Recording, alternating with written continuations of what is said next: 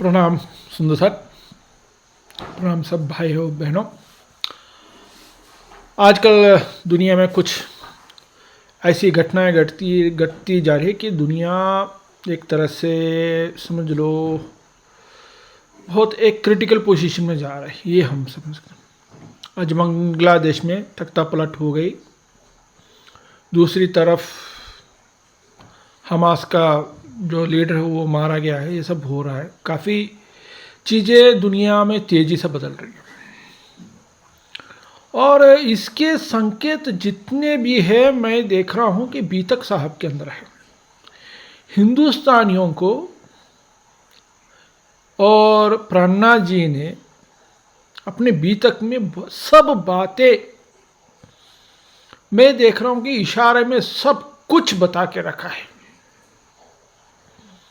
और बहुत ही अफसोस की बात है कि इंडिया के कोई भी जो है पॉलिटिशियंस हो या चाहे धर्म गुरु हैं, कोई भी प्राणनाथ जी के वाणी को सही से क्या है कि उसको देखना नहीं चाहते, ना उसके डुबकी लगा कि उससे अपना निचोड़ निकाल के देश को बचाना है, इस तरह के कुछ नहीं देख रहे।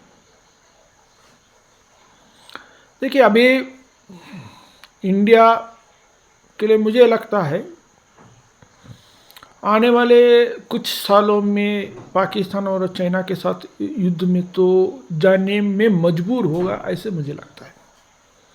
क्योंकि अभी बांग्लादेश में चाइना और अमेरिका का सरकार हो सकता है, चाइना का सरकार या अमेरिका का सरकार होगा जो इंडिया को परेशान करने में लगा। क्योंकि अमेरिका नहीं चाहेगा कि इंडिया आगे बढ़े और यही चाइना भी चाहता है, तो इनमें तो दोनों की मिली भगत तो होगी। तो ये पहले से ही अमेरिकन इंडिया को एक कमज़ोर देश के रूप में ही देखते हैं, लेकिन अनफॉर्चुनेटली इंडिया हर वक्त स्ट्रॉन्ग इमर्ज हुआ है। हाँ, अभी जहाँ तक अभी हमारा अभी के सरकार हैं वो इंटेलिजेंस में और बाकी फॉरेन पॉलिसी में पहले सरकार से तो स्ट्रॉन्ग, लेकिन उतना स्ट्रॉन्ग नहीं कि जितना होनी चाहिए। ये एक बहुत बड़ा देखिए, प्राणनाथ जी ने 2 इशारे किए हैं वाणी के अंदर, बीतक साहब के अंदर। दीप बंदर के जब बीतक आती है, जब दयाराम के घर में जाते हैं, तब एक वाक़या ऐसा होता है कि प्राणनाथ जी बताते हैं कि ये जो फिरंगी हैं ये बहुत जालिम होते हैं, उनको जालिम कहा गया है, ठीक है। और मुसलमानों के लिए कहा गया है कि ये शरिया के लिए, शरिया के कानून के लिए ये दुनिया भर में आपस में लड़के मरेंगे, ये इशारा किया है। और ये इशारा प्राणनाथ जी ने सीधा सीधा औरंगजेब को रूबरू में आमने सामने कहा ये बात कि आप लोगों का पतन इसी की वजह से होगा। ये जो है ये छोटी पत्री में आती है ये बात। छोटी पत्री में प्राणनाथ जी बताते हैं कि ये लोग आपस में लड़ के ख़त्म हो जाएंगे और इनका तख्ता पलट हो जाएगी।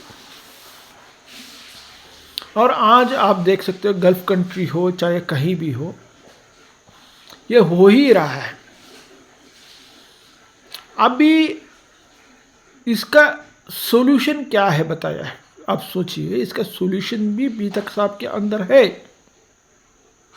ये हमें पहचानना बहुत ज़रूरी है।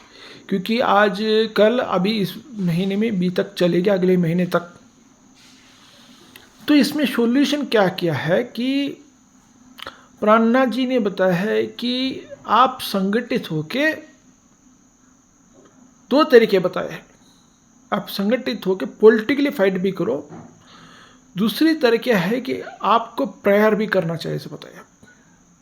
ये बहुत अजीब बात है, लेकिन मैंने बहुत सारे यहाँ मेरे साथ साउथ इंडिया में भी काफ़ी लोग हिंदूज़ हैं, इनको सबको मैंने बताया कि मैं आपको कुछ प्रेयर्स सिखाता हूँ, आप लोग हमारे देश की रक्षा के लिए, हमारे हिंदू भाई बहनों के लिए प्रेयर करो। एक ताज्जुब की बात है, कोई भी इसके लिए तैयार ही नहीं है। उसको लगता है कि मैं उनका धर्म परिवर्तन कर रहा हूँ। ये बताओ, इनको जरा भी इंटरेस्ट नहीं है। बड़ा अजीब गरीब बात है। देखिए, इसमें इंडिया पाकिस्तान विभाजन होने के बाद भी बीतक में है, इशारे में है। एक उस वाक्य को मैं बताता हूँ। जब जयपुर मंदसौर की तरफ गए थे प्राणनाथ जी, तब वहाँ के जो है राजा है, राणा के पास गए थे, तो वो उनकी बात ही सुनने के लिए नहीं था, वो पंडितों की बातें सुनने लगा। और पंडितों ने जो भी उनके कान में कुछ भी उल्टा पुल्टा भराया वो सब उसने विश्वास किया, लेकिन प्राणनाथ जी को मानने से इनकार कर दिया उसने। और यहाँ तक जब औरंगजेब ने उसको धमकाया, इसने उसको धमकाने से इसने प्राणनाथ जी को अपने राज्य से भगाया। और उसके बाद प्राणनाथ जी जब वहाँ से छोड़ के गए, जिसके लिए राणा ने सिर झुकाया था औरंगजेब के सामने, और हिंदू एक संत महात्मा फकीर है, ये जो भी है आप मान लो, उनको भगाया, उनके लिए औरंगजेब के सामने झुका था, वही औरंगजेब उसको इस्लाम कबूल करने के लिए बोला और उस पर सेना चढ़ा के उसको कत्ल करवा दिया।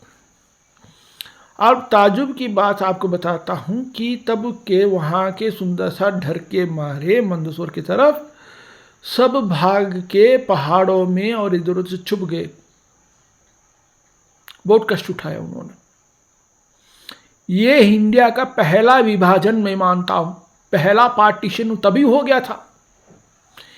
ये समझ लीजिए, उस टाइम में प्राणनाथ जी साथ थे तो इसको शांत करवाया और औरंगजेब को तख्ता पलट करवाई। तो ये क्या दिखाता है, जब इनके पास शक्ति आती है ये तख्ता पलट करेंगे जरूर, ये हुआ है। और ये देखिए, प्राणनाथ जी ने सुंदर सातों को भेजा था हर जगह पे उनकी वाणी और इस बात को जिंदा रखने के लिए कि एक तरफ परमात्मा पे लगे रहें और सावधानी से रहें। और दूसरी एक राज है कि प्राणनाथ जी ने ना दिल्ली को चुना, ना गुजरात को चुना, जामनगर को चुना, और कोई जगह चुने नहीं, बड़े बड़े शहर को नहीं चुने। उन्होंने एक जंगल के पहाड़ को चुना अपना राजधानी, वो है पन्ना। वो क्यों चुना? इसके ऊपर भी एक राज है, इस पे भी सिखापन है सुंदर सातों के लिए, आने वाले समय के लिए एक सिखापन है।